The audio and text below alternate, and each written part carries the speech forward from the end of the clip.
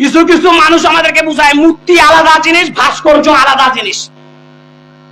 আমিও বলি মূর্তি আর ভাস্কর্যের মধ্যে পার্থক্য আছে। মূর্তি বানায় মাটি দিয়া, খড় দিয়া, এই যে খড় আপনারা যে বসছেন, খড় দিয়া, তারপরে দড়ি দিয়া, রশি দিয়া, আর পিছনের মধ্যে বাঁশ লাগাই দিয়া, এটা হচ্ছে মূর্তি। আর ভাস্কর্য বানায় খোয়া দিয়া, সিমেন্ট দিয়া, আর পিছনের মধ্যে রড লাগিয়ে দিয়া। এই তো পার্থক্য, ঠিক না? ঠিক জনগণ, মূর্তি আর ভাস্কর্যের মধ্যে কোনো পার্থক্য নাই।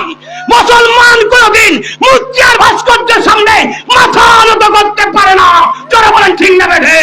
4000 কোটি টাকা দিয়ে গোটা বাংলাদেশে 10,000 মূর্তি স্থাপন করেছিল, ঠিক না বেঠে? যারা মূর্তির সাথে সম্পর্ক করে এরা মুশরিক। তোমার কথা কয় না? আপনারা মুসলমান না মুশরিক? আপনাদের রবের নাম কি? আল্লাহ ছাড়া আর কোন রব আছে আমাদের? গোটা বাংলাদেশে ওলামায়ে কেরাম নিরলস ভাবে আমরা ভূমিকা রেখেছিলাম, বক্তৃতার মাধ্যমে, ওয়াজের মাধ্যমে, যে মুসলমান তৌহিদ পন্থী, হে যুবক মুসলমানেরা, তোমরা কোনোদিন মুশরিক হতে পারো না, তোমরা কোনোদিন মূর্তি পূজা করতে পারো না। ভাস্কর্য আর মূর্তি একই জিনিস।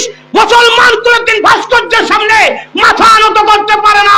জোরে বলেন ঠিক না বেঠে? আমরা বুঝাইতে সক্ষম হয়েছিলাম আলহামদুলিল্লাহ।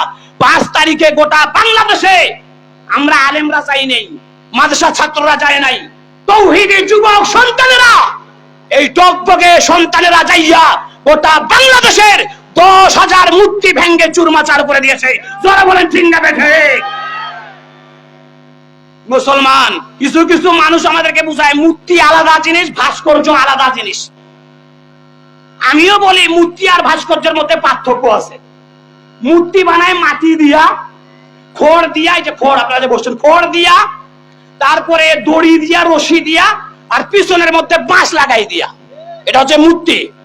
আর ভাস্কর্য বানায় খোয়া দিয়া, সিমেন্ট দিয়া, আর পিছনের মধ্যে রড লাগিয়ে দিয়া। এই তো পার্থক্য, ঠিক না? ঠিক জনগণ, মূর্তি আর ভাস্কর্যের মধ্যে কোনো পার্থক্য নাই।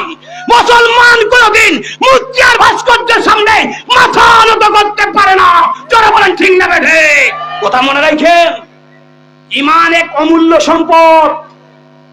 যারা পরিমাণ ঈমান যদি নিয়ে কবরে যাইতে পারেন, 10 দুনিয়া সমান আল্লাহ জান্নাত দিবে। আলহামদুলিল্লাহ বলেন।